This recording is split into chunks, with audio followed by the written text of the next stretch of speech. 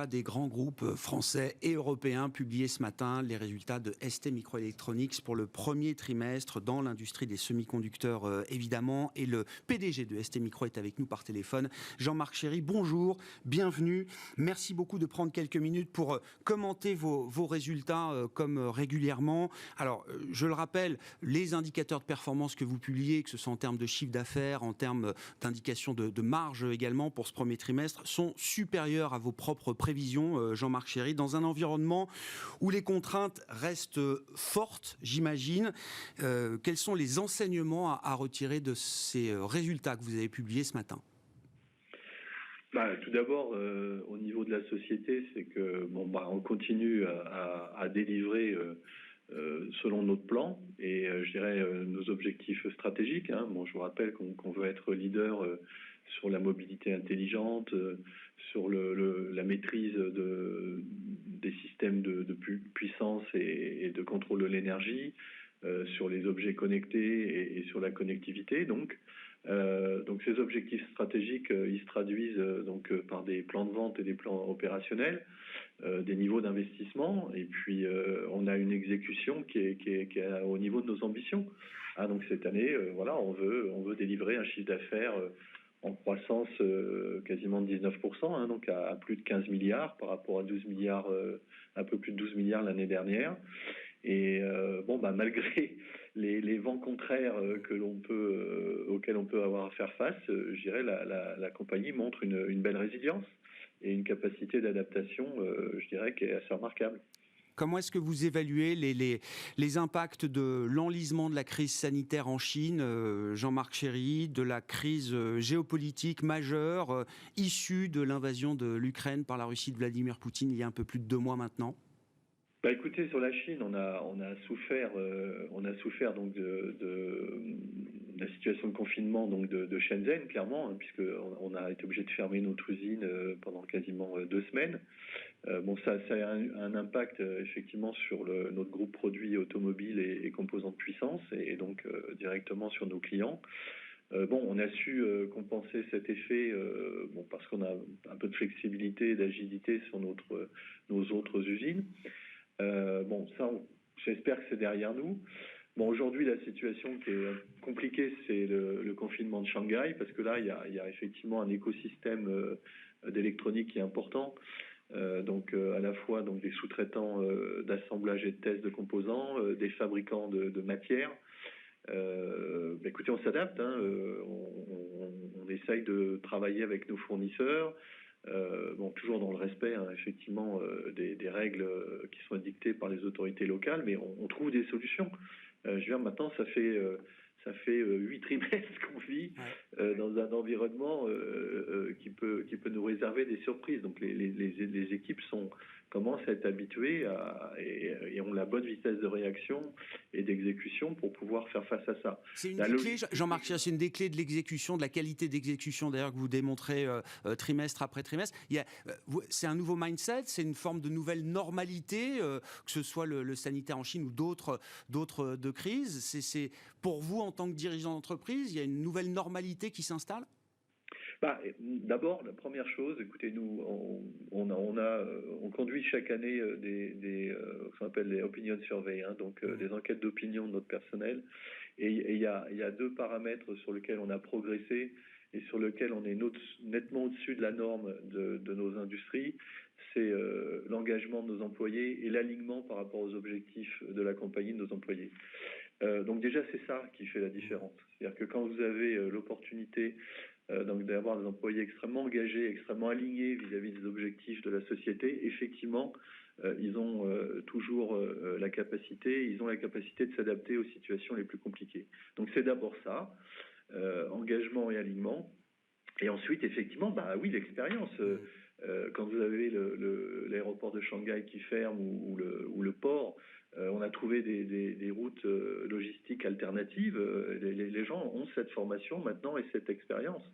Donc ils l'anticipent même en partie. Ce qui fait que la société, à la fois dans ses résultats et à la fois dans la guidance qu'on a donnée sur le 2e trimestre, montre qu'elle n'est pas imperméable, hein, puisque effectivement, on l'a dit ce matin lors de notre conférence, bon, ça nous coûte quand même plusieurs dizaines de millions de dollars de manque de revenus, mais on a la capacité à absorber pour l'instant ces vents contraires. Bon, on espère qu'à un moment donné, ça s'arrêtera. L'autre crise, hein, l'environnement de crise au pluriel, Jean-Marc Chéry, et c'est la nouveauté quand même qui marque ce premier trimestre 2022, c'est voilà, cette crise géopolitique générée par l'invasion de l'Ukraine par la Russie de Vladimir Poutine. En quoi cette crise vous impacte aujourd'hui, Jean-Marc Chéry ? Si vous voulez, il y a eu trois effets immédiats. Hein. C'est les approvisionnements de ce qu'on appelle les gaz spéciaux, hein, notamment le xéon et le néon. Bon, bah écoutez, on a tout de suite été en relation avec nos deux grands fournisseurs principaux, hein, que sont Linde et l'Air Liquide, et on a trouvé les solutions pour nous couvrir pour toute l'année 2022 et une partie de 2023 pour l'instant.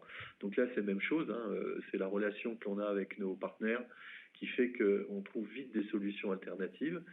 Bon, ensuite, après, il y a les deux autres points qui sont un peu plus génériques, qui sont le gaz naturel et le coût de l'électricité. Bon, là, pareil, on a des contrats qui nous couvrent au moins sur 18 mois, et on est en train de se couvrir sur 24 mois.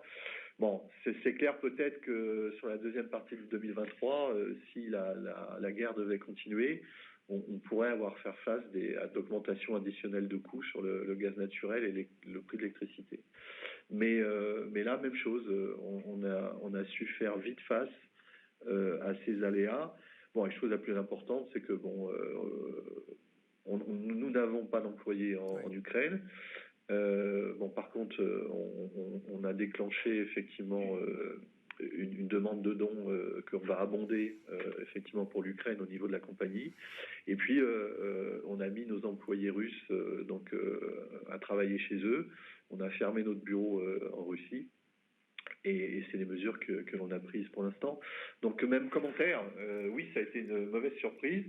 Même si on se doutait que la situation devenait un peu tendue, mais on s'est très très vite adapté à ça. Et si on envisage alors des coûts, notamment en matière énergétique éventuels, supplémentaires sur la deuxième partie d'année, Jean-Marc Chéry, vous seriez en capacité, grâce à votre maîtrise des prix, de compenser cette hausse de coûts supplémentaires éventuels ?